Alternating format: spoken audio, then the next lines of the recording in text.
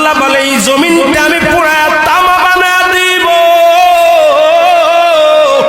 এই জমিনের মধ্যে যত পানি আছে পানিগুলো আমি আল্লাহ পুরা ছাই বানায় দিব।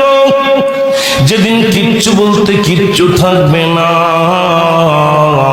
সেদিন থাকবে শুধু আমার আল্লাহ। আজকে কার জন্য সুদ খাও, কার জন্য ঘুষ খাও, কার জন্য ব্যভিচার করো, কার জন্য অন্যায় করো রে মন, কার জন্য তোমরা এত বাদই করো। আরে আজকে একটা কথা বলতে গেলে কষ্ট হয়। এই জমিনটা আল্লাহ পুরায়া তামা বানায়া দিবে। এই জমিনের মাটিগুলো পুড়ে হবে তামা। এই জমিনে যত পানি আছে পানিগুলো পুড়ে হবে ছাই। এই দুনিয়ার মধ্যে কিচ্ছু যেদিন থাকবে না, ওই তুরস্কের কত বাহাদুর, কত টাকাওয়ালা মিনিটের মধ্যে